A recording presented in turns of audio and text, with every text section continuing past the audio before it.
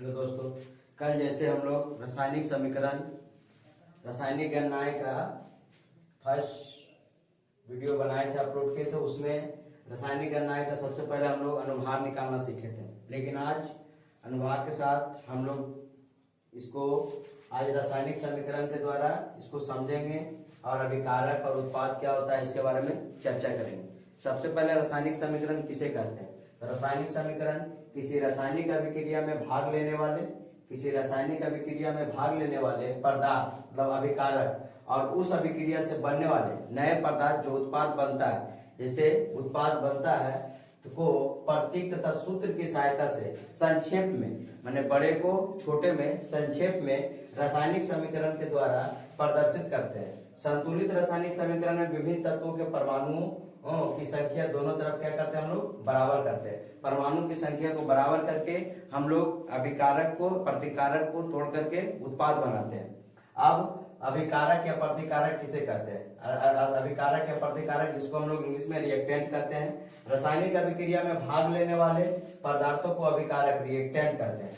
रासायनिक अभिक्रिया में भाग लेने वाले पदार्थों को अभिकारक या रिएक्टेंट कहते हैं। उसका बाद उत्पाद या प्रतिफल, रासायनिक अभिक्रिया के फलस्वरूप बनने वाले पदार्थों को प्रतिफल या उत्पाद करते हैं। जैसे अभिकारक H2 हाइड्रोजन को ऑक्सीजन की उपस्थिति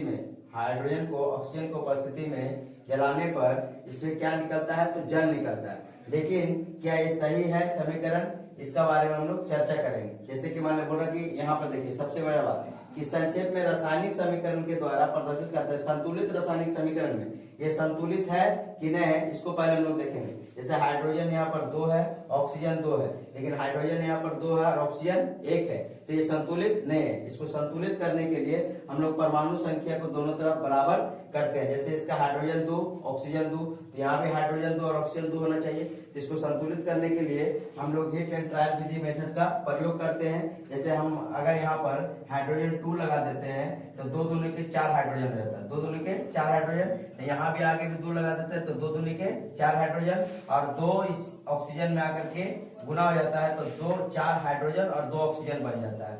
4 हाइड्रोजन और 2 ऑक्सीजन बन जाता है। तो हीट एंड ट्रायल विधि द्वारा अभिकारक और उत्पाद को हम लोग बराबर कर सकते हैं। और इसके बाद इसके द्रव्यमान संख्या को भी हम लोग निकाल करके देख सकते हैं। जैसे हाइड्रोजन यहाँ 2 है, तो कल भी हम अनुभार के बारे में बताए थे कि आप द्रव्यमान संख्या परमाणु संख्या एकदम याद रखें। तो द्रव्यमान संख्या हम लोग देख सकते हैं। यहाँ से अगर यहाँ पर ये बनता है कि 2 हाइड्रोजन है, तो 2 हाइड्रोजन कितना हो जाएगा, 2 दूनी हाइड्रोजन का द्रव्यमान संख्या 1 2 और प्लस ऑक्सीजन का द्रव्यमान संख्या कितना है, ऑक्सीजन का द्रव्यमान संख्या 16, तो 16 दूनी 32। यहाँ पर कितना बन गया, 2 दूनी के 4 है ना, 2 दूनी के 4 हाइड्रोजन, तो यहाँ पर 4, तो 32 और 4 कितना हो गया 36। यहाँ इसका द्रव्यमान बन गया 36, तो यहाँ पर भी द्रव्यमान 36 होना चाहिए।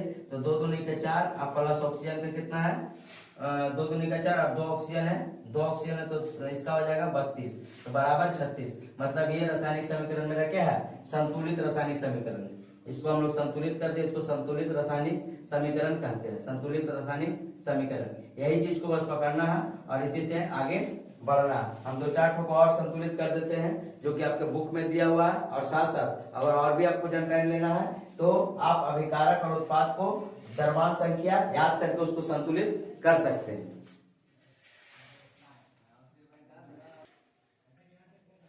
अब देखिए रासायनिक समीकरण लिखने का नियम, कि रासायनिक समीकरण लिखने का नियम क्या क्या होता है। पहले अभिकारकों के सूत्र, रासायनिक समीकरण कल ही बताए थे कि रासायनिक समीकरण थोड़ा सा अनुभार से थोड़ा अलग है, थोड़ा इसको निकालने में असुविधा होता है असंतुलित और संतुलित करने में। इसीलिए उसका नियम वगैरह आप सब जान लीजिए और आराम से आप घर में भी इसका सोल्यूशन या तो निकाल सकते हैं। कुछ किताब से क्वेश्चन हम भी दे देंगे और कुछ किताब में है उसका आप सोल्यूशन कर सकते हैं। अभिकारकों के सूत्र, रासायनिक समीकरण लिखने का नियम क्या क्या है, 5-6 नियम है, ज्यादा नहीं है। अभिकारकों के सूत्र को समीकरण में बाईं ओर लिखा जाता है। जैसे कि हम लिखे थे अभी हाइड्रोजन प्लस ऑक्सीजन, ये मेरा क्या है, अभिकारक है। हाइड्रोजन को ऑक्सीजन की उपस्थिति में जलाया था, ये मेरा क्या है, अभिकारक, जिसको हम लोग रिएक्टेंट बोलते हैं। जिसको हम लोग रिएक्टेंट बोलते हैं। अभिकारकों के सूत्र के समीकरण में बाईं ओर लिखा जाता है। अभिकारक को किधर लिखा जाता है, बाईं ओर। उसके बाद यदि अभिकारक के 2 या 2 से अधिक हो तो उनके सूत्रों के बीच प्लस का चिन्ह लगाते थे। यदि अभिकारक 2 या 2 से अधिक हो, 2 या 2 से अधिक हो, 1 और 2, दो या दो से अधिक हो तो उनके सूत्रों के बीच किसका प्रयोग करते हैं हम लोग? देखिए प्लस का प्रयोग करते हैं। अभिकारकों को दो या दो से अधिक हो तो उनके सूत्रों के बीच हम लोग किसका प्रयोग करते हैं? प्लस चिन्ह का प्रयोग करते हैं, जो प्लस चिन्ह का हम लोग प्रयोग कर चुके हैं। प्रतिफलों को सूत्रों को दाएं ओर लिखा जाता है। अब इसका जो प्रतिफल बनेगा, जिसे हाइड्रोजन और ऑक्सीजन को हम लोग जलाएंगे तो क्या बनेगा? जल बनेगा, H2O। इसको हम लोग प्रतिफल कहते हैं। प्रतिफल जिसको हम लोग बोलते हैं उत्पाद, प्रतिफल या क्या बोलते हैं? उत्पाद, या तो रिएक्टेंट उसको हम लोग बोलते हैं, जिसको हम लोग बोलते प्रोडक्ट, जो कि बन चुका है, ठीक है, इसको प्रोडक्ट बोलते हैं। तो अभिकारक H2+O2 एक रिएक्टेंट जो कि अभिकारक है, और H2O जो जल बना है वो प्रतिफल या उत्पाद, या तो इसको हम लोग प्रोडक्ट भी कहते हैं। ठीक, प्रतिफलों को सूत्र को दाएं ओर लिखा जाता है, अभिकारक को बाएं ओर लिखा जाता है, प्रतिफल को किधर लिखा जाता है? दाएं ओर। ये चीज याद रखना। प्रतिकारक और प्रतिफलों के बीच तीर का निशान दिया जाता है। जैसे प्रतिकारक और प्रतिफलों के बीच हम लोग बराबर दिए हैं, लेकिन यहाँ पर तीर का निशान दिया जाता है। किसका निशान दिया जाता है? तीर का निशान। देख ले तीर का निशान कैसा है? तीर का निशान दिया जाता है। और प्रतिफलों को सूत्र को दाएं ओर लिखा जाता है, प्रतिफलों के सूत्र को दाएं ओर लिखा जाता है। दो बार एक ही पॉइंट लिखा चुका है। उसके बाद समीकरण को लिखने के बाद तीर के निशान के दोनों ओर प्रत्येक तत्व के परमाणुओं को बराबर ले जाता है, अर्थात समीकरण संतुलित कर लिया जाता है। अगर प्रतिकारक माने अभिकारक या प्रतिकारक को बाएं ओर लिख लिए, उसके बाद तीर का निशान लगा करके प्रतिफल या उत्पाद लिखे। अब दोनों को क्या करते हैं कि प्रत्येक तत्व के परमाणुओं की संख्या, जैसे इसका परमाणु संख्या 2 है, इसका 2 है, इसका 2 है, लेकिन ऑक्सीजन यहाँ पर 2 नहीं है, तो इसको हम लोग क्या करते हैं? इसकी संख्या को बराबर कर लिया जाता है। हम यहाँ पर अगर 2 लगाते हैं तो हाइड्रोजन 4 हो जाता है, तो यहाँ पर भी 2 लगाते हैं तो हाइड्रोजन 4 हो गया, लेकिन ऑक्सीजन कितना हो गया? ऑक्सीजन यहाँ पर 2 है, तो ऑक्सीजन कितना हो गया? 2 हो गया, अर्थात समीकरण संतुलित कर लिया जाता है। अब यहाँ से समीकरण की जितने भी नियम है, नियम बता दिया गया है और बनाने के लिए बता दिया गया। कुछ समीकरण को हम सॉल्यूशन कर देते हैं, जो कि कुछ क्वेश्चन को बता करके दे करके उसका सॉल्यूशन कर देते हैं, ताकि आप भी घर में अगर और किताब है तो उससे निकाल करके आप जितने भी समीकरण है उसको पूरा कर सकते हैं। आप देख लीजिए कि नियम क्या क्या है। जो जो नियम है वो नियम फॉलो करने के बाद आपका रासायनिक समीकरण संतुलित हो सकता है आसान से।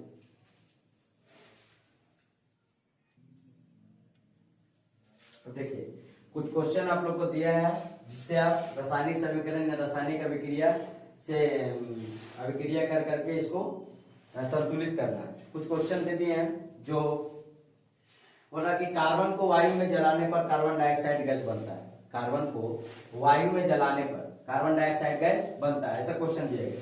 तब इसको लिखते हैं कार्बन को वायु की उपस्थिति में, वायु में जलाने पर, वायु मतलब ऑक्सीजन में जलाने पर यह क्या बन रहा? CO2 बन रहा। सबसे पहले कि कार्बन और ऑक्सीजन मिलकर के क्या बना है? ये अभिकारक। ये क्या है? अभिकारक है। कार्बन और ऑक्सीजन मिलकर के क्या बन गया है? कार्बन और ऑक्सीजन मिलकर के ये है अभिकारक, ये है अभिकारक। और जो इससे टूट करके निकल करके बना, ये क्या है? उत्पाद। ये क्या है? उत्पाद, जिसको हम लोग इसको उत्पाद कहते हैं, उत्पाद। हाँ उत्पाद, ठीक है। इसको रिएक्टेंट भी बोल सकते हैं और इसको प्रोडक्ट बोलते हैं। ये प्रोडक्ट निकल गया। अब ये देखें संतुलित है कि नहीं, इसके बारे में पहले हम देखेंगे कि संतुलित है कि नहीं। पहले हम इसको क्या करेंगे? परमाणु की संख्या को देखेंगे कि कार्बन कितना है? 1 है, तो कार्बन यहाँ पर भी कितना है? 1 है। ऑक्सीजन यहाँ पर कितना है? 2 है, तो यहाँ पर भी ऑक्सीजन 2 है। ये कुछ करने का दरकार नहीं। ये समीकरण क्या है? ऑलरेडी संतुलित है। ये समीकरण क्या है? संतुलित है। ये समीकरण क्या है? संतुलित है। जैसे हम लोग जल का निकाले थे वो संतुलित नहीं था, उसमें हम लोग हाइड्रोजन को 2 से गुना किए थे, तब जाकर के निकला था। आप बोल रहा कि कैल्शियम कार्बोनेट को गर्म करने पर एक कैल्शियम ऑक्साइड तथा कार्बन डाइऑक्साइड में आप घटित हो जाता है। इसका रासायनिक समीकरण लिखे, अभिक्रिया करके बताएं। और कैल्शियम कार्बोनेट को गर्म करने पर, जब कैल्शियम कार्बोनेट को हम लोग गर्म करते हैं, कैल्शियम कार्बोनेट का पहले फॉर्मूला क्या है? कल ही हम बताया था अनुभार निकालने के लिए कैल्शियम कार्बोनेट का फॉर्मूला, जिसे लाइमस्टोन भी कहते हैं, CaCO3। CaCO3 को हम लोग जब गर्म करेंगे तो ये टूटता है किसमें? तो ये टूटता है कैल्शियम ऑक्साइड में। Calcium oxide plus calcium oxide CaO और तथा कार्बन डाइऑक्साइड में CO2। इसको हम लोग अनबुझा चूना भी कहते हैं, बुझा वाला अनबुझा चूना कहते हैं। तो यहाँ पर भी देखते हैं कि कैल्शियम कितना है, तो कैल्शियम यहाँ पर 1 है। यहाँ पर देखते हैं ये समीकरण संतुलित है कि नहीं, तो यहाँ पर देखते हैं कि यहाँ पर कैल्शियम कितना है? 1 है, तो यहाँ पर भी कैल्शियम कितना है? 1 है। यहाँ पर कार्बन की 1 है, यहाँ पर भी कार्बन कितना है? 1 है। यहाँ पर ऑक्सीजन कितना है? 3 है, तो यहाँ पर भी ऑक्सीजन 1 और 2 3। तो ये भी क्या है? संतुलित समीकरण है। इसका भी हम क्रिया करते हैं तो ये भी क्या है? संतुलित है। ये क्या है? अभिकारक है। ये CaCO3 क्या है? अभिकारक है। और कैल्शियम ऑक्साइड क्या है? उत्पाद है। जो कि टूट करके निकला है। ठीक है, ये ऐसे जरूरी नहीं है कि इधर अभिकारक में ही प्लस रहेगा चाहे उत्पाद में, जो जैसे बोला है। जैसे कैल्शियम कार्बोनेट को गर्म करने पर, जब इसको हम गर्म कर रहे हैं तब जाकर के बन रहा है कैल्शियम ऑक्साइड और कार्बन डाइऑक्साइड। आप बोल रहा है नीचे पोटेशियम क्लोराइड को गर्म करने पर ऑक्सीजन गैस, तब पोटेशियम क्लोराइड बनता है। इसका रासायनिक समीकरण संतुलित करें तो पोटेशियम क्लोराइड का फॉर्मूला क्या होता है, तो KClO3 अब इसको हम या विकारक को तोड़ने पर, गर्म करने पर ये क्या बन रहा, ऑक्सीजन गैस बना रहा, और उसके बाद क्या बना रहा, पोटेशियम क्लोराइड बना रहा, मैंने KCl। अब यहाँ पर पोटेशियम क्लोराइड को गर्म करने पर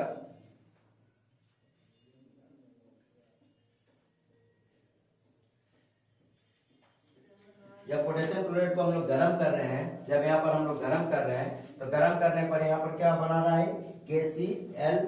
KClO3 को जब तोड़ रहे हैं, सॉरी मिस्टेक हो गया, यहाँ पे तीर का चिन्ह होगा, यहाँ पे भी तीर का चिन्ह, सॉरी मिस्टेक, यहाँ पे तीर का चिन्ह होगा, यहाँ पे भी देखिए तीर का चिन्ह होगा, निशान, तीर का निशान होगा। अब हो रहा है कि पोटेशियम क्लोराइड को गर्म करने पर यहाँ भी गर्म कर दिए थे, यहाँ पर भी क्या किए थे, गर्म करने पर, जैसे जैसे बोला उसे करते हैं हम लोग। यहाँ पर भी ऑक्सीजन को उपस्थिति में जलाने पर, तो यहाँ पर ही O2 को उपस्थिति में जलाने पर लिख सकते हैं, उपस्थिति में जलाने पर, ठीक है, उपस्थिति में जलाने पर। ठीक, तो यहाँ पर गर्म करने पर क्या बन रहा है, तो ऑक्सीजन बन रहा है और KCl बन रहा है। यहाँ पे देखते हैं ऑक्सीजन की संख्या कितना है, यहाँ ऑक्सीजन 3 है, यहाँ ऑक्सीजन कितना है, 2 है। यहाँ पर KCl कितना है, कि पोटेशियम कितना है, 1 है, क्लोरीन कितना है, 1 है, तो यहाँ पर ही 1 हो गया। लेकिन ऑक्सीजन यहाँ 2 है और ऑक्सीजन यहाँ पर कितना है, 3 है। तब यहाँ पर अगर हम ऑक्सीजन यहाँ पर 3 से गुना करते हैं, हीट एंड ट्रायल मेथड के दौरान 3 में 2 से, तो 2 से गुना करते हैं तो यहाँ पर कितना हो जाएगा, 2 KCl माने 2 पोटेशियम क्लोराइड हो जाएगा, 2 पोटेशियम क्लोराइड हो जाएगा। तो 2 को पोटेशियम क्लोराइड हो जाएगा, तो यहाँ पर 2 क्या बन गया, 2 पोटेशियम, 2 क्लोरीन और 6 ऑक्सीजन। तो 2 पोटेशियम, तो यहाँ पर भी 2 से गुना कर देते हैं, तो 2 पोटेशियम, 2 क्लोरीन और कितना ऑक्सीजन है, 6 ऑक्सीजन। तो यहाँ पर 2 ऑक्सीजन ऑलरेडी, तो हम यहाँ 3 से गुना कर देते हैं, तो 3 दूनी क्या 6 ऑक्सीजन हो गया। तो ये पूरा क्या हो गया मेरा, ये रासायनिक समीकरण क्या हो गया, संतुलित हो गया। ये जो अभिकारक है, ये उत्पाद क्या हो गया, पूरी तरह से संतुलित है। इससे पहले क्या था, असंतुलित था। क्या किया, हीट एंड ट्रायल मेथड विधि द्वारा हम लोग इसको क्या किए कि पहले इसको 2 पोटेशियम, पहले एक अकेला पोटेशियम था, 1 क्लोरीन था, 3 ऑक्सीजन था। यहाँ पर 2 ऑक्सीजन बढ़ रहा ना, देखिए पोटेशियम क्लोराइड को गर्म करने पर ऑक्सीजन गैस तथा पोटेशियम क्लोराइड बनते हैं। ये रासायनिक समीकरण को संतुलित करना था, हम लोग संतुलित कर दिए। पहले क्या किए कि पहले ऑक्सीजन था और पोटेशियम क्लोराइड बनाना था, पोटेशियम क्लोराइड, तो ऑक्सीजन तो हम लोग बना दिए O2 और पोटेशियम क्लोराइड को KCl। लेकिन अब यहाँ पर हम लोग क्या किए कि 2 से गुना करने पर यहाँ पर 6 ऑक्सीजन बन गया, तो यहाँ पर भी 3 से गुना कर दिए, तो 3 दूनी का 6 ऑक्सीजन बन गया। 2 को पोटेशियम था तो 2 पोटेशियम बन गया, 2 क्लोरीन था तो 2 क्लोरीन बन गया। इससे क्या है कि रासायनिक समीकरण क्या है, संतुलित है। ये क्या हो गया, अभिकारक। हमेशा याद रखिएगा कि बार बार लिखते रहिएगा, उससे क्या होगा कि आपको सुविधा होगा, भूलने का जो क्षमता वो कम हो जाएगा। और 1 से 2 बार 3 बार लिखने से क्या जाता है, कुछ जाने वाला थोड़ी ना, उससे क्या होगा कि आप इस चीज को बेहतर तरीके से समझ सकते हैं। और ये समीकरण क्या हो गया, संतुलित समीकरण है, ये संतुलित समीकरण। इससे पहले क्या था, असंतुलित था, ये संतुलित हो गया है। ये भी क्या हो गया, संतुलित समीकरण, संतुलित समीकरण, संतुलित समीकरण। क्लियर। आप बोल रहा है कि क्लोरीन गैस को हाइड्रोजन में जलकर हाइड्रोजन क्लोराइड बनाना है। क्लोरीन गैस को हाइड्रोजन में जल करके, किसमें जल करके, हाइड्रोजन में जल करके क्या बनाना है, तो हाइड्रोजन क्लोराइड मतलब HCl बनाना है, HCl hydrogen chloride. Chlorine gas को हाइड्रोजन में जला करके, क्लोरीन गैस को हाइड्रोजन में जला करके क्या बनाना है, तो हाइड्रोजन क्लोराइड गैस बनाना है। तब क्लोरीन यहाँ पर कितना है, 2 है, हाइड्रोजन कितना है, 2 है, यहाँ पर कितना है, 1 है, 1 हाइड्रोजन, 1 क्लोरीन और एक हाइड्रोजन और 1 क्लोरीन है। तो क्या है, संतुलित है, नहीं, ये क्या है, असंतुलित है। अब इसको संतुलित करने के लिए हम लोग क्या करेंगे, सबसे पहले तो संतुलित करने के लिए हम लोग यहाँ पर chlorine Cl2 plus hydrogen H2। अब इसको संतुलित करना है, तो संतुलित करके क्या बनाना है, HCl। तो यहाँ पर हाइड्रोजन 2 है, यहाँ पर 1 है, यहाँ पर क्लोरीन 2 है, यहाँ पर 1 है। तो इससे क्या पता चल रहा है कि अगर हम यहाँ पर 2 लगा देते हैं आगे में, तो 2HCl क्या बन जाएगा, 2HCl। ये हो जाएगा 2 क्लोरीन, 2 हाइड्रोजन, 2 क्लोरीन, 2 हाइड्रोजन। यहाँ से पूरा क्लियर हो गया। तो ये भी रासायनिक, ये भी समीकरण क्या हो गया, संतुलित हो गया। ये भी समीकरण क्या हो गया है, तो संतुलित हो गया। ये भी समीकरण क्या हो गया है, तो संतुलित हो गया। ये भी समीकरण संतुलित समीकरण, संतुलित समीकरण है। अब कल का जितना भी हम वीडियो बनाए थे, कल का जितना भी हम अनुभार वगैरह अनुभार वगैरह जो सिखाए थे, उसके अनुसार कुछ क्वेश्चन आपका किताब में दिया गया है। जब वेस्ट बंगाल बोर्ड के क्लास 10 के चैप्टर नंबर 3 में उस क्वेश्चन का भी सॉल्यूशन हम करा देते हैं। उस क्वेश्चन में उस किताब का क्वेश्चन में कुछ फॉर्मूला बेसिस और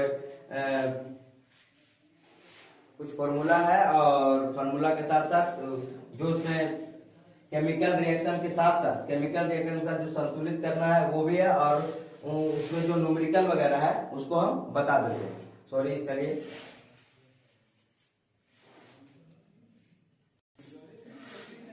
अब देखिए क्लास 10 का बुक में चैप्टर नंबर 3 का पहला क्वेश्चन है। ऑब्जेक्टिव टाइप जो होता है ना, जब शॉर्ट आंसर टाइप क्वेश्चन, ठीक है, जो 2 नंबर करके न्यूमेरिकल टाइप में आता है। कल ही बताए थे एसटीपी और एनटीपी। एसटीपी का फुल फॉर्म क्या था, स्टैंडर्ड टेम्परेचर प्रेशर। पूरा एसटीपी पर 8 ग्राम ऑक्सीजन का आयतन कितना होगा। कल हम बोले थे कि 1 ग्राम मोल आयतन का जो भी आयतन अगर निकालते हैं तो हम लोग एक अणु का द्रव्यमान जो निकालते हैं उसमें कितना होता है, 22.4 लीटर होता है। और 22.4 लीटर एनटीपी पर हो या एसटीपी पर, उसमें अणुओं का जो संख्या होता है 6.023 × 10⁻23, जो कि 1 एवोगैड्रो संख्या के बराबर होता है। पूरा एसटीपी पर 8 ग्राम ऑक्सीजन का आयतन कितना होगा। 8 ग्राम ऑक्सीजन का आयतन कितना हो जाएगा, तो पहले हम निकालते हैं ऑक्सीजन का अनुभार कितना था। ऑक्सीजन का अनुभार अगर O2 लिखते हैं तो कितना हो जाएगा, 32 ग्राम। एक ऑक्सीजन का द्रव्यमान संख्या कितना होता है, 16, तो 16 हो जाएगा। तो 16 × 2, 16 × 2 कितना हो जाएगा, 32 ग्राम। कितना ग्राम, 32 ग्राम। तो बोल रहा है कि 8 ग्राम ऑक्सीजन का आयतन कितना होगा। तो हम लोग पहले चूंकि क्या लिखते हैं, चूंकि 32 ग्राम ऑक्सीजन में एसटीपी पर आयतन कितना होता है, तो 22.4 लीटर। 22.4 लीटर या 22.4 लीटर, इसीलिए 1 पर, तो 22.4 बटा 32, इसीलिए कितना ग्राम है, 8 ग्राम है। तो 8 ग्राम पर करते हैं 22.4 बटा 32 गुना के 8। 8 से काटेंगे 8 चौका 32, 4 से काटेंगे तो 4 × 20, 4 छक्का 24, 5.6 लीटर इसका आयतन निकल जाएगा। दूसरा नंबर क्वेश्चन क्या है, इसको आप एक एक करके वीडियो रोक करके आप आराम से उतार सकते हो। दूसरा नंबर क्वेश्चन आपका क्या बोल रहा है, दूसरा नंबर क्वेश्चन बोल रहा है कि CO2 का 1 ग्राम मोल में कितने ग्राम के बराबर होगा। CO2 के 1 ग्राम मोल, 1 ग्राम मोल CO2 के 1 ग्राम मोल कितने ग्राम के बराबर होगा। 1 ग्राम मोल कितने ग्राम के बराबर होगा, कितने ग्राम के बराबर होगा।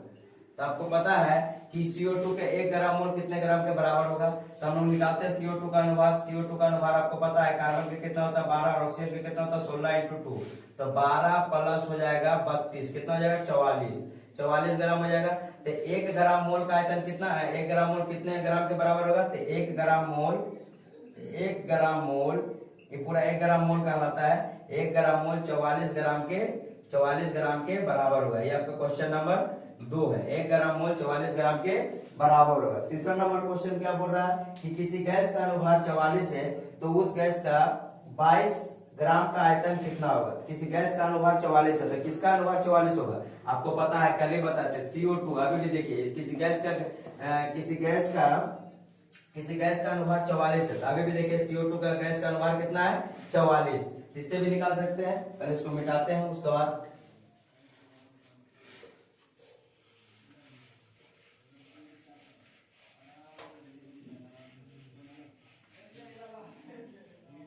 बोल रहा है किसी गैस के 3 नंबर क्वेश्चन, किसी गैस का अनुभार 44 ग्राम है, 44 ग्राम है, तो उस गैस का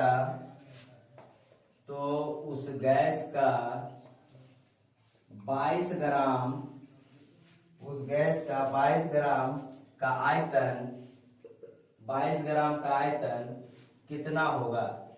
22 ग्राम का आयतन कितना होगा। तो किसी गैस के का अनुभार 44 ग्राम है, तो हम लिख सकते हैं कि 44 ग्राम किसी गैस का 44 ग्राम गैसों का आयतन H2 कितना ग्राम हो जाएगा, तो 22.4 लीटर। 22.4 लीटर, तो चूंकि इसीलिए 1 ग्राम पर कितना बन जाएगा, 22.4 बटा में 44, ये कितना ग्राम पे बोल रहा है, 22 ग्राम पे। तो 22 ग्राम पे निकाल देंगे, 22.4 बटा 44 गुना 22 से काटेंगे तो 2 से काटेंगे तो 11.2 लीटर। कल भी क्वेश्चन का हम सोल्यूशन करवाए थे, कल भी न्यूमेरिकल का हम सोल्यूशन कराए थे। 4 नंबर क्वेश्चन क्या बोल रहा है, 4 नंबर क्वेश्चन बोल रहा है कि HNO3 का अनुभार तथा वाष्प घनत्व कितना होता है। सबसे पहले बात की वाष्प घनत्व बराबर क्या होता है, अनुभार बराबर होता है वाष्प घनत्व गुना 2। अनुभार बराबर क्या होता है, वाष्प घनत्व गुना में 2। अनुभार बराबर होता है वाष्प घनत्व गुना में 2। अनुभार बराबर होता है वाष्प घनत्व गुना में 2। अब आपसे पूछ रहा वाष्प घनत्व बराबर, तो वाष्प घनत्व बराबर क्या हो जाएगा, वाष्प घनत्व बराबर हो जाएगा अनुभार बटा 2। अनुभार बटा 2। देखिए अगर हमको अनुभार बराबर पता, अनुभार बराबर क्या होता है, वाष्प घनत्व गुना 2। अब हमसे पूछा वाष्प घनत्व, तो वाष्प घनत्व यही रह जाएगा, अनुभार नीचे 2 आ जाएगा, तो अनुभार बटा में क्या आ जाएगा 2। अब किसका पूछा है, तो NH3 मतलब अमोनिया का पूछा है।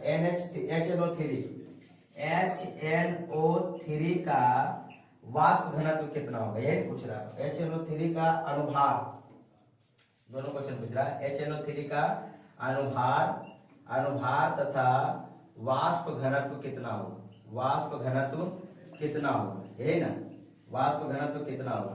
तो HNO3 का, तो पहले देखते हैं हाइड्रोजन का अनुभार निकालते हैं। तो HNO3 का, तो हाइड्रोजन का कितना द्रव्यमान संख्या 1, नाइट्रोजन का 14, ऑक्सीजन का कितना है 16 के 48, तो 16 गुना में 3 कर दीजिए, जिसको जोड़ते हैं टोटल को, तो 1 + 14 + 48, 48 और 14 कितना हो गया 52, 62, 48 और 14 हो गया 62, 62 और कितना हो गया 63 ग्राम। तो अगर HNO3 का हमको अनुभार पूछा तो कितना ग्राम निकल गया 63 ग्राम। 63 ग्राम अनुभार निकल गया, तो उसका वाष्प घनत्व पूछ रहा है। तो वाष्प घनत्व बराबर फॉर्मूला आपसे क्या लिखा, वाष्प घनत्व बराबर अनुभार बटा 2। वाष्प घनत्व बराबर क्या होता है, अनुभार बटा 2। तो वाष्प घनत्व बराबर हम निकाल देते हैं अनुभार बटा 2 में। तो वाष्प घनत्व बराबर होता है अनुभार बटा 2, तो इसका वाष्प घनत्व कितना हो जाएगा, इसका टोटल अनुभार कितना आया है, अनुभार आया है 63 ग्राम। HNO3 का अनुभार कितना आया है 63 ग्राम। अब वाष्प घनत्व बराबर होता है अनुभार बटा 2, 63 बटा में 2। अगर काटेंगे तो कितना आ जाएगा 31 दूनी के 62, 31.5 ग्राम, या तो कुछ भी जो 31.5 ग्राम इसका वाष्प घनत्व आ जाएगा। अब अगला बोल रहा है कि 2 ग्राम हाइड्रोजन में अणुओं की संख्या कितना होता है।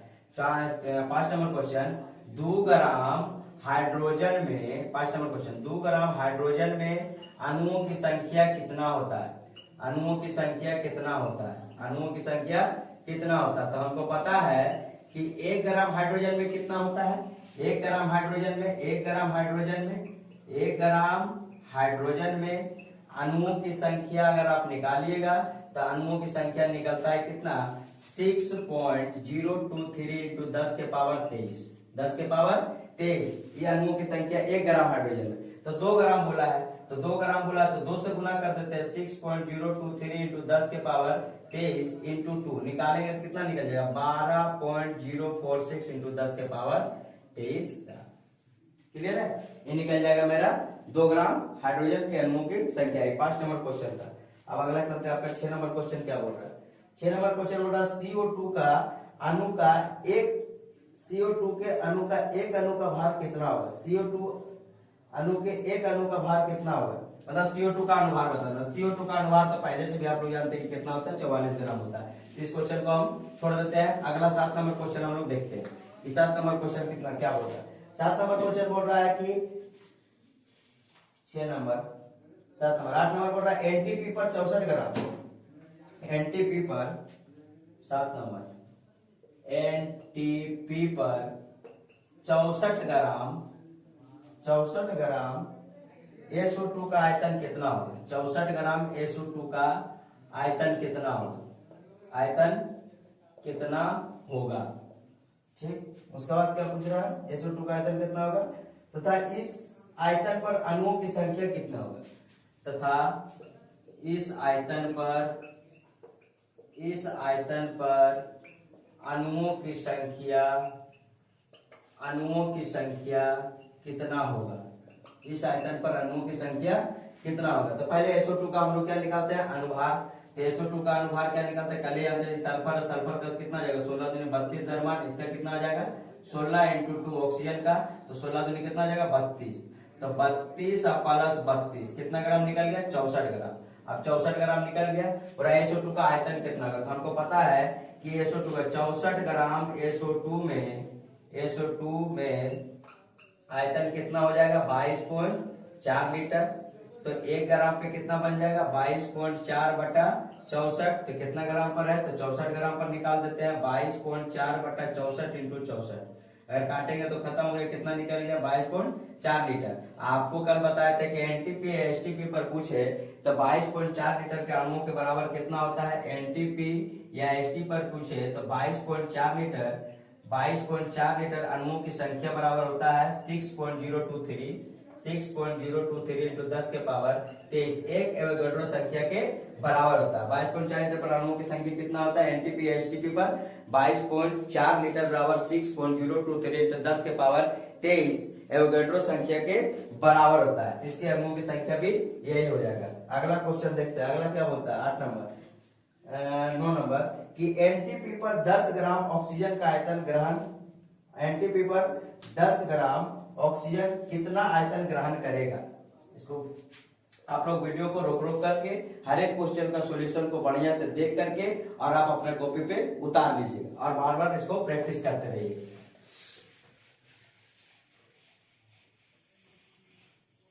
अब बोल रहा है कि NTP पे 10 ग्राम ऑक्सीजन का कितना आयतन ग्रहण करेगा? NTP पर 10 नंबर क्वेश्चन बोल रहा है। NTP पर नहीं 10 नंबर 9 नंबर NTP पर 10 ग्राम ऑक्सीजन कितना आयतन ग्रहण करेगा? NTP पर 10 ग्राम ऑक्सीजन कितना आयतन ग्रहण करेगा? कितना आयतन ग्रहण करेगा? NTP पर 10 ग्राम ऑक्सीजन कितना आयतन ग्रहण करेगा? तो पहले हम लोग क्या निकालते हैं? ऑक्सीजन का अनुभार निकालते हैं। तो ऑक्सीजन का अनुभार कितना निकल जाएगा? 16 × 2 बोले तो 32। अभी 16 कहां से आया? इसका क्या? द्रव्यमान संख्या। आप लोग को बोले थे कि 1 से 30 तक का कम से कम परमाणु संख्या द्रव्यमान संख्या याद रखना बहुत जरूरी है। अब NTP पर हम बना दिए 32 ग्राम। तो बोला हम निकालते हैं 32 ग्राम NTP पर ऑक्सीजन का आयतन कितना निकल जाएगा? 22.4 लीटर। 22.4 लीटर इसीलिए 1 ग्राम पर निकालेंगे तो 22.4 बटा में कितना हो जाएगा? 32। तो कितना ग्राम बोला है? 10 ग्राम। तो 10 ग्राम पे निकाल देंगे। 10 ग्राम पे कितना बनेगा? 22.4 बटा 32 गुना में 10। काटते हैं इसको, 2 छोके 16 से 16 दूनी के 32, 16 दूनी के 32, 2 पचे 10 और कुछ कटेगा। यहाँ से 0 है, यहाँ से पॉइंट रहेगा 0 लिख दिए। यहाँ से कट जाएगा 32 पचे 160, 32 पचे 160। अब 32 को हम लोग कितना से गुना कर दे कि 254 3 7 21 32 32 7 7 लीटर। कितना लीटर निकल जाएगा? 7 लीटर। तो NTP पर 10 ग्राम O2 का कितना आयतन ग्रहण करेगा? तो 7 लीटर आयतन ग्रहण करेगा। ये 9 नंबर क्वेश्चन था। अगला देखते हैं 10 नंबर क्वेश्चन।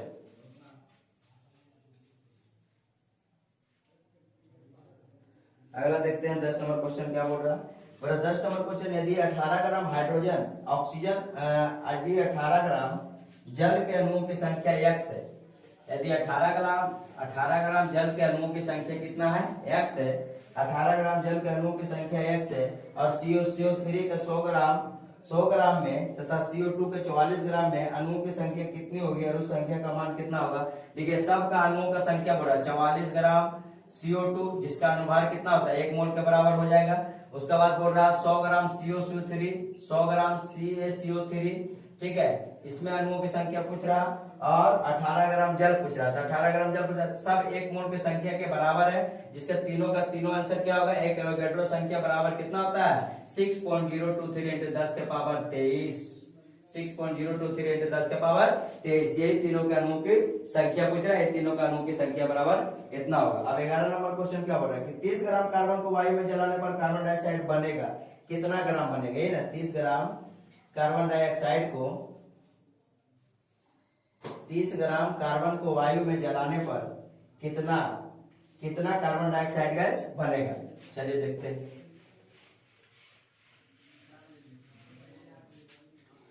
30 ग्राम कार्बन को 30 ग्राम, 11 नंबर क्वेश्चन, 30 ग्राम कार्बन को 30 ग्राम कार्बन को वायु में जलाने पर, 30 ग्राम कार्बन को वायु में जलाने पर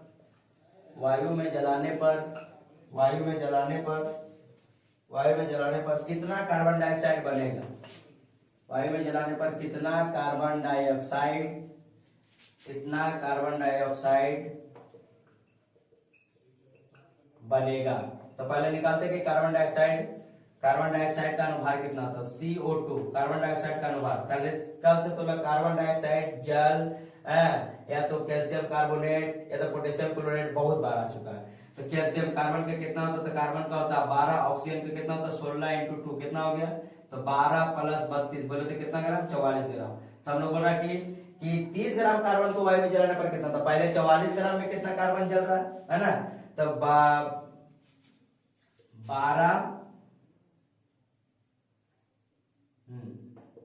12 ग्राम कार्बन को जलाने पर कितना ग्राम कार्बन डाइऑक्साइड बन रहा है, 44 ग्राम कार्बन डाइऑक्साइड बनता है। ठीक है, 12 ग्राम कार्बन को जलाने पर, देखिए कार्बन कितना 12 ग्राम कार्बन को जलाने पर कितना बन रहा है, 44 ग्राम कार्बन डाइऑक्साइड बनता है। तो 1 ग्राम में जलाने पर तो 44 बटा कितना हो जाएगा 12, तो कितना ग्राम जला रहा है 30 ग्राम जला देते हैं हम लोग, तो 44 बटा 12 गुना में कितना हो जाएगा 30 ग्राम। ठीक, 30 ग्राम तो काटते हैं 6 दूनी के 12, 6 बचे 30, 2 से काटेगा 22 बचे 110 ग्राम। अगर हम 30 ग्राम कार्बन को जलाते हैं, वायु में जलाने पर कितना कार्बन डाइऑक्साइड बनेगा, तो 110 ग्राम बनेगा। ठीक है, पहले 12 ग्राम में हम लोग निकाल दिए, पहले कार्बन डाइऑक्साइड का क्या निकाले, अनुभार निकाले, या तो अनुभार निकालने के बाद क्या किया, यहाँ से ले लिया हम लोग 12 ग्राम कार्बन से कितना ग्राम कार्बन डाइऑक्साइड बना, 44 ग्राम। तो हमको 30 ग्राम से निकालना था, 30 ग्राम से निकाल दी कितना बनेगा 110 ग्राम। ठीक है, अब अगला क्वेश्चन देखते हैं, लास्ट क्वेश्चन है 12 नंबर क्वेश्चन आप लोगों को क्या बोल रहा है। ये क्वेश्चन बहुत अच्छा है और ये समझने लायक भी है।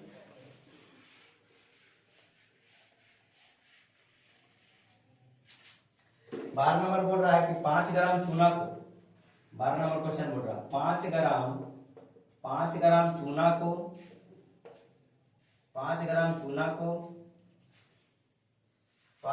चूना पत्थर को अपघटित करने पर, चूना पत्थर को अपघटित करने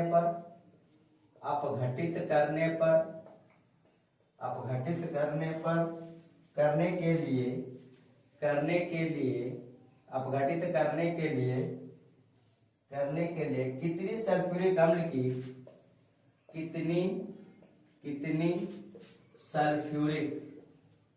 कितनी सल्फ्यूरिक अम्ल की 5 ग्राम चूना पत्थर को अपघटित करने के लिए कितनी सल्फ्यूरिक अम्ल की आवश्यकता होगी,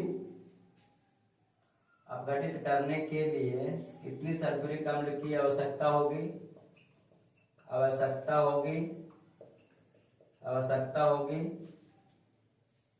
और प्रतिक्रिया के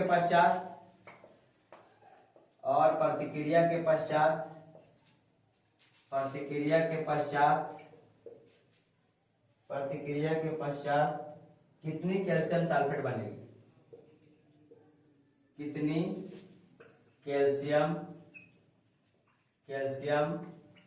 सल्फेट बनेगी, ये क्वेश्चन पूछ रहा है। तो पहले हम लोग 5 ग्राम चूना पत्थर को क्या बोलते हैं हम लोग, कैल्शियम कार्बोनेट। ठीक है, लाइमस्टोन का नाम से पहले हम बता रहे थे। तो यहाँ पर हम निकालते हैं पहले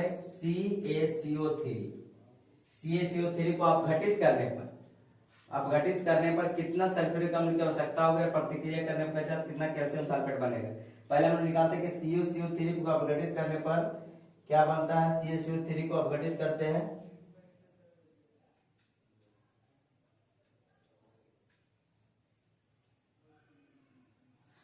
CaCO3 को अपघटित करने के लिए कितनी सल्फ्यूरिक अम्ल बोले तो इसका फॉर्मूला होता है H2SO4। H2SO4 और प्रतिक्रिया करने पर पश्चात कितनी कैल्शियम सल्फेट बनेगी। तो पहले हम इसको प्रतिक्रिया करते हैं तो क्या बनेगा, C calcium sulphate plus CO2 plus H2O इन बनेगा हाइड्रोजन गैस।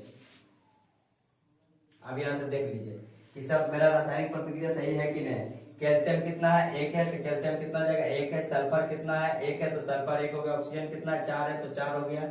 ऑक्सीजन यहाँ पर देखिए 3 है, तो यहाँ पर ऑक्सीजन 2 हो गया, 2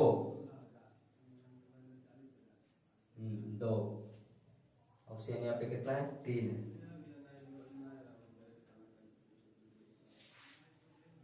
H2O जल निकलेगा, यहाँ से जल निकलेगा, ठीक है। जब हम लोग कैल्शियम कार्बोनेट और H2SO4 को निकालेंगे तो बनेगा calcium sulphate plus carbon dioxide और प्लस क्या निकलेगा, जल निकलेगा। अब यहाँ से देखते हैं हम लोग क्या बनाएंगे कि कैल्शियम कार्बोनेट का परमाणु संख्या टोटल कितना है, द्रव्यमान संख्या। तो कैल्शियम का हो जाएगा 20 दूनी के 40 प्लस कितना है 6 दूनी के 12 प्लस 16 तिया 48, कितना हो जाएगा 100 ग्राम। अब H2SO4 निकालते हैं तो हाइड्रोजन का हो जाएगा 2, सल्फर का कितना हो जाएगा, सल्फर का हो जाएगा 16 दूनी का 32, ऑक्सीजन का कितना हो जाएगा 64, 98 ग्राम। कितना ग्राम, 98 ग्राम। तो पहले हम लोग देखते हैं कि 100 ग्राम में 5 ग्राम चूना पत्थर को अपघटित करेंगे। तो पहले हम लोग लिखेंगे क्या, 100 ग्राम चूना पत्थर को सल्फ्यूरिक अम्ल पर अपघटित करने पर कितना निकलता है, सल्फ्यूरिक अम्ल का अपघटित करने पर कितना ग्राम निकला, 98 ग्राम। कितना ग्राम, 98 ग्राम। इसीलिए 1 ग्राम पर कितना निकलेगा, 98/100। इसीलिए कितना ग्राम बोला है, 5 ग्राम। तो 5 ग्राम पे निकाल देंगे, 98/100 गुना 5 से भागा देंगे 20 बार, 20 से भागा देंगे 98 को, तो 4.9 ग्राम। 4.9 ग्राम ये क्या निकलेगा, चूना पत्थर को जब आप अपघटित करेंगे तब। अब इसका आगे क्या निकालेंगे हम लोग, इसका आगे निकालेंगे कि कैल्शियम सल्फेट कितना बनेगा, कैल्शियम सल्फेट कितना ग्राम बनेगा। पहले हम लोग देख लीजिए क्या निकाले, कैल्शियम कार्बोनेट और हाइड्रोजन सल्फेट या तो सल्फ्यूरिक अम्ल के साथ अभिक्रिया कराने पर calcium sulphate plus carbon dioxide plus क्या निकल गया, जल निकल गया। अब ऐसे देखिए कैल्शियम 1 तो कैल्शियम 1, कार्बन 1 तो कार्बन 1, ऑक्सीजन 3 और ऑक्सीजन 7 ऑक्सीजन है तो 4 ऑक्सीजन यहाँ पर, 2 ऑक्सीजन यहाँ पर, 1 ऑक्सीजन यहाँ पर, तो 7 ऑक्सीजन क्लियर हो गया। हाइड्रोजन 2 सारा का सारा क्या, संतुलित सारी समीकरण है। अब इसका हम लोग क्या निकाले, द्रव्यमान संख्या, इसका भी द्रव्यमान संख्या। हमको 5 ग्राम चूना पत्थर पर अपघटित कराने बोला था, पहले 100 ग्राम चूना पत्थर पर सल्फ्यूरिक अम्ल को अपघटित कराने पर कितना निकल रहा, तो 98 ग्राम। तो 1 ग्राम पर 98/100, तो 5 ग्राम पर निकाल के दिखा दिए। अब हम लोग को क्या बोल रहा है लास्ट में एक चीज कि कैल्शियम सल्फेट कितना ग्राम बनेगा, इस अभिक्रिया करने पर कैल्शियम सल्फेट कितना ग्राम बनेगा, कैल्शियम कार्बोनेट को अपघटित करने पर कैल्शियम सल्फेट। तो हम लोग यहाँ पे निकालते हैं कैल्शियम सल्फेट कितना बनेगा। तो यहाँ पर अभी हम इसका क्या अनुभार निकाले हैं 100, इसका क्या निकाले थे 98, कैल्शियम सल्फेट का भी निकाल देते हैं। तो कैल्शियम सल्फेट का 20 दूनी का 40 प्लस इसका हो जाएगा 32 प्लस 16 चौका ऑक्सीजन का हो जाएगा 16 × 4 बोले तो 64, 40 प्लस 32 प्लस 64, 104 और 32 कितना हो जाएगा 136 ग्राम। तो क्या निकालेंगे, 5 ग्राम पे निकालना है। तो हम लोग यहाँ लिखेंगे कि 100 ग्राम CaCO3 में कैल्शियम सल्फेट CaSO4 136 ग्राम होता है, 136 ग्राम बनता है, 136 ग्राम बनता है। इसीलिए एक में 136/100, इसीलिए कितना में 5 ग्राम में 5 ग्राम चूना पत्थर में, तो 136/100 गुना 5 से काटेंगे तो 20 बार में, 20 से काटेंगे तो कितना बार में निकल जाएगा, 136/20 काटते हैं तो 2 से निकल जाएगा, 2 × 12 2 × 8 16/10 पॉइंट लगा देंगे 6.8 ग्राम। अब सारा का सारा क्वेश्चन का सोल्यूशन हम दे दिए हैं। आप लोग आराम से इस क्वेश्चन को, वीडियो को रोक रोक कर सभी क्वेश्चन को आप लोग बनाइए। अब बना करके बार बार प्रैक्टिस करिए। प्रैक्टिस करने के बाद रासायनिक समीकरण जो संतुलित करने बताए हैं वो भी करिए। सारा चीज करने के बाद आपको जरूर सुविधा मिलेगा। अगर आपको कोई प्रॉब्लम है, त्रुटि है, तो आप जरूर कमेंट करें। ठीक है, धन्यवाद।